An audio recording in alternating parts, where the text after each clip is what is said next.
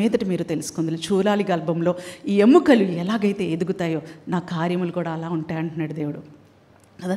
9 నెలల ప్రయాణం కదా. మా పాప యొక్క ప్రెగ్నెన్సీ టైంలో మేము చూసినప్పుడు చాలా కాంప్లికేషన్స్ మేము వింటున్నప్పుడు చాలా టెన్షన్ పడుతూ ఉండేవాళ్ళం. ఒకరోజు యామ్నియోటిక్ ఫ్లూయిడ్ బాగా తగ్గిపోయింది అన్నారు. ఏ రోజైనా డెలివరీ అయిపోవచ్చు, చాలా తగ్గిపోయింది. 7th మంత్లో ఒక డెలివరీ అయిపోయినా సరే చాలా ప్రమాదం, బేబీని రక్షించడం చాలా ప్రమాదం అన్నప్పుడు ఫ్రైడే ప్రేయర్ నేను వచ్చిన తర్వాత ఇక్కడికి వచ్చిన తర్వాత నేను వెళ్ళాలి, మళ్ళీ టెస్ట్కి పాపను తీసుకొని వెళ్ళాలి. ఇక్కడ ప్రార్థన చేస్తున్నాను, ప్రభా నువ్వు కదా వాగ్దానం ఇచ్చావు. ఆ బాబు ఇంకా తన ప్రెగ్నెన్సీ టెస్ట్కి వెళ్ళేటప్పుడు ప్రార్థన చేయమంది మమ్మీ, ఈసారి అప్పుడే రాకూడదని మేము అనుకుంటున్నాం, దేవుని చిత్తం, కానీ మేము సేవలో బాగా ముందుకు వెళ్ళిన తర్వాత అప్పుడు వస్తే బాగుంటుంది అనుకుంటున్నాం అని చెప్పినప్పుడు మేము ప్రార్థన చేసుకున్నది దేవుని చిత్తం నాన్న, మనం ఏం చేయలేమన్నప్పుడు దేవుడు ఒక వాగ్దానం చేశాడు. ఏంటంటే మాకు మా యొక్క బిడ్డల పట్ల ఏదైతే వాగ్దానం చేశాడో అదే వాగ్దానం దేవుడు చూపిస్తున్నాడు. నీ సంతతి మీద నా ఆత్మను కుమ్మరించదను, నీకు పుట్టిన వారిని నేను ఆశీర్వదించదను. ఇదేంటి ఇలా వచ్చింది, కాదని వస్తే బాగుండదు కదా అనుకున్నాను. టెస్ట్కి వెళ్ళి నెగిటివే అని చెప్పి వచ్చింది. సరే నెగిటివ్ వచ్చింది కదా పోన్లే, అయితే ఎప్పుడో పుట్టబోయే బిడ్డ కోసం దేవుడు ముందుగానే వాగ్దానం ఇచ్చి ఉంటాడు నాన్న అని ఇద్దరు అలా అనుకున్నాం. సరే యూఎస్ వెళ్ళిన తర్వాత కొన్ని సింటమ్స్ తనకు తెలుస్తున్నాయి. ఎక్కడ మీటింగ్కి వెళ్ళినా తనకి వామిటింగ్ సెన్సేషన్ రావడం ఇలా అయినప్పుడు తను మళ్ళీ టెస్ట్ చేసుకొని మళ్ళీ స్కానింగ్కి వెళ్ళినప్పుడు అప్పుడు తనకు తెలిసింది తను ప్రెగ్నెంట్ అని. అయితే తను నాకు చెప్పినప్పుడు నేను అనుకున్నాను, నిజమే కదా, దేవుడు వాగ్దానం చేశాడు, నీ పుట్టిన వారిని నేను ఆశీర్వదించదు, నీ సంతతి మీద నా ఆత్మను కుమ్మరించదని.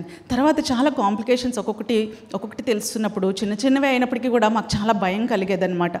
అయితే ఇక్కడ కూర్చొని ప్రార్థన చేస్తున్నాను, ప్రభా నువ్వు ఏదైనా చేయగల దేవుడు ప్రభా, అద్భుతాలు చేసే దేవుడు ప్రభా. ఆ యొక్క ఫ్లూయిడ్ తగ్గిపోతుందని చెప్తున్నారు, అది తగ్గకుండా సహాయం చేయి. ఎందుకంటే విశ్వాసమును బట్టి దేవుడు ఏ కార్యమైనా చేస్తాడండి. కొంతమంది వెటకారం చేసినా ఇలా జరుగుతుందా, ఇది వైద్యానికి విరుద్ధం కదా అని చెప్పి ఒకవేళ సోషల్ మీడియాలో ఎవరైనా ఏదనుకున్నా మన విశ్వాసం ద్వారా ఎలాంటి గొప్ప కార్యములైనా దేవుడు చేస్తాడండి కదండి. ఎంతమంది నమ్ముతారు? ఎంతమంది చూశారు దేవుని కార్యాలు అలాంటివి?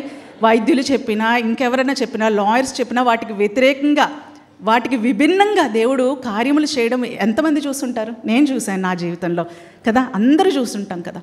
ఇక్కడ ప్రార్థన చేస్తున్నాం, ప్రభా కనికరించు అంటే ఒక వాక్యం నాకు గుర్తొస్తుంది. దేవుడు ఎడారిలో సెలయేర్లు ప్రవహించే దేవుడు అని చెప్పి నాకు అదే వాగ్దానం గుర్తొస్తే నేను అదే కన్ఫెస్ చేసుకుంటూ వెళ్ళాను. డాక్టర్ గారు కూడా చాలా టెన్షన్ పడుతున్నారు, కొంచెం చక్కగా డెలివరీ అయితే బాగుంటుంది కదా షైనీ అన్నట్టు. షైనీ అంటే చాలా ఇష్టం డాక్టర్ గారికి.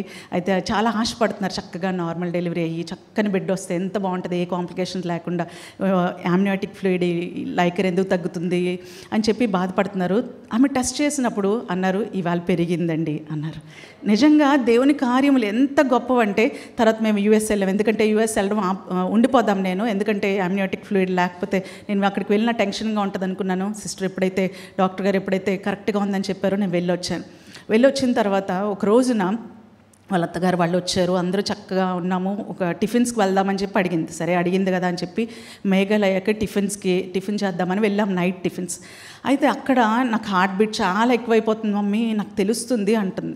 ఆ 2 days ముందే నాకు పెయిన్స్ వచ్చేస్తున్నాయి అంటుంది. డాక్టర్ దగ్గర తీసుకెళ్ళడం, పెయిన్స్ కాదమ్మా అని వెనక్కి రావడం. అయితే 2 days ముందే మళ్ళాడు చెప్తుంది అనమాట, మమ్మీ పెయిన్స్ వచ్చేస్తాయేమో, తన పక్కన నేను పడుకుంటే చెప్తుంది పెయిన్స్ వచ్చేస్తాయేమో, రాత్రికి డెలివరీ అయిపోతానేమో అంటే నాకు ఇంక విసుకొచ్చి అస్తమానం హాస్పిటల్కి తీసుకెళ్ళిపోతుందని చెప్పి విసుకొచ్చి నేను అన్నాను, ఒకవేళ అయితే కనుక నేను చేసేస్తానులేనన్నా, యూట్యూబ్ పెట్టి ఒకసారి అలా చేయాలో నేర్చుకొని నేనే డెలివరీ చేసేస్తాను ఇంట్లో అంటున్నాను. ఇలాగే నవ్వి పడుకునిపోయింది.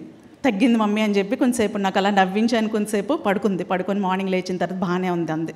ప్రభానికి స్తోత్రం అనుకున్నాను. ఆ హోటల్లో ఉంటుండగానే తనకి పల్స్ రేట్ చాలా ఎక్కువైపోయి ఇంకా దారిలో చెప్తుంది, నాకు పెయిన్స్ వస్తున్నాయి మమ్మీ, నాకు చాలా ఎక్కువ పెయిన్స్ వస్తున్నాయి అంటే మళ్ళీ సేమ్ అదే అనుకుంటున్నాను.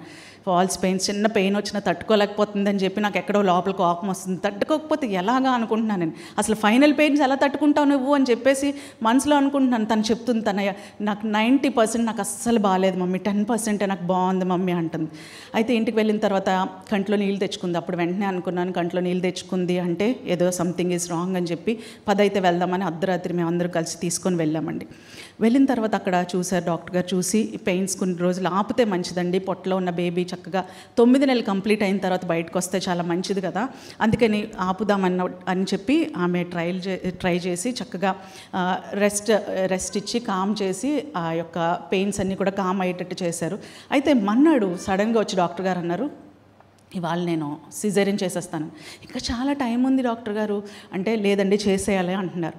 సరే మీ ఇష్టం, మీరు ఏదంటే అదే అని చెప్పి పాస్టర్ గారు మేము అనుకున్నాం. వెంటనే ఈవినింగ్ అలా సిజేరియన్ అయిపోయిన తర్వాత డాక్టర్ గారు చెప్తున్న విషయం ఏంటంటే, ఒకవేళ ఇవాళ చేసి ఉండకపోతే, ఇవాళ సిజేరియన్ కనుక చేసి ఉండకపోతే బేబీ హార్ట్ బీట్ ఆగిపోయేది, లైవ్ బేబీ వచ్చేది కాదు. బేబీ హార్ట్ బీట్ ఎప్పుడైనా ఆగిపోవచ్చు. అయితే ప్లెసెంటా వేరైపోయింది, ఇంక బేబీకి అందాల్సిన ఆక్సిజన్ కానీ ఏది అందదు ఒక్కరోజు లేట్ చేసినా సరే అని చెప్పి ఆమె చెప్పినప్పుడు, నిజంగా ప్రవ్వా చూలాలి గర్భంలో ఏం జరుగుతుందో ఎలా ఉందో మాకు తెలియదు. డాక్టర్కి జ్ఞానం కలిగజేసి కరెక్ట్ టైంకి కరెక్ట్ డెసిషన్ తీసుకొని సిజేరియన్ చేసి చక్కని బేబీ మరి మాకు అందజేసిన దేవాది దేవునికి కోట్లాది వందనాలు తెలియజేసుకున్నాను. ప్రైజ్ ది లార్డ్, హల్లెలూయా. నిజమే కదండి. మనం అనుకొచ్చే ఎందుకు ప్రభా ఇప్పుడు ఎందుకు ప్రభా, ఆ పెయిన్ రాకపోతే మాకు అసలు తెలియదు. అసలు అంత హార్ట్ బీట్ పెరగకపోతే మేము తీసుకువెళ్ళాం. ఇంట్లోనే ఉంటుంటే అసలు ఏమయ్యేదో కూడా ఆలోచించడానికే భయంగా ఉంటుంది కదండి. కానీ దేవుని యొక్క కార్యాలు ఎంత గొప్పవి. ఒక 2-3 వీక్స్ ముందు పుట్టాడు, అయినప్పటికీ కూడా చక్కని ఆరోగ్యవంతమైన బిడ్డని దేవుడు మా బిడ్డలకి ఇచ్చాడు. షైనీకి, అంకిత్కి కూడా దేవుడు ఇచ్చాడు. ఎంత గొప్ప కార్యం అంటే, నీ సంతతి మీద నా ఆత్మను కుమ్మరించదును, నీకు పుట్టిన వారిని నేను ఆశీర్వదించదును. 9 నెలలు కూడా ఇదే కన్ఫెస్ చేసుకుంటూ నేను ప్రార్థన చేస్తుండేదాన్ని. ప్రభా ఎన్ని కాంప్లికేషన్స్ వచ్చినప్పటికీ కూడా నువ్వు వాగ్దానం చేసి ఇచ్చావు ప్రభా, నువ్వు వాగ్దానం చేసావు, నువ్వు చక్కని బిడ్డనిస్తావు అని చెప్పినప్పుడు ఈరోజు ఆ బిడ్డను చూస్తే ఎంత ఆశ్చర్యం కలుగుతుంది, ఎంత మిరాకులస్గా దేవుడు కార్యములు చేస్తాడని చెప్పి నిజంగా దేవుని నామానికి ప్రతిదినము కూడా మేము స్తోత్రములు చెల్లించుకుంటున్నామండి కదా. మనకి లోపల ఏం జరుగుతుందో, మనకి కంటికి కనిపించినప్పుడు ఏం జరుగుతుందో మనకు తెలియదు, కానీ దేవుడు సమస్తము ఎరిగిన దేవుడు, సమస్తము ఎరిగిన దేవుడు. ఆయన సింహాసనాసీనుడై ఉన్నాడు. ఆయన కన్ను దృష్టి అంత లోకమంతటా కూడా సంచారం చేస్తుంది. అలా సంచారం చేస్తున్న ఆయన కన్ను దృష్టి మనల్ని బలపరుస్తూ ఉంటుంది, మన పట్ల గొప్ప కార్యములు జరిగిస్తూ ఉంటుంది. కనుక మనం దేనికి భయపడిన అవసరము లేదు. నేను ఇప్పుడు చేయనది నీకు తెలియదు, కానీ ఇక మీదట నీవు తెలుసుకుందు. మళ్ళీ ఒకసారి కన్ఫెస్ చేసుకొని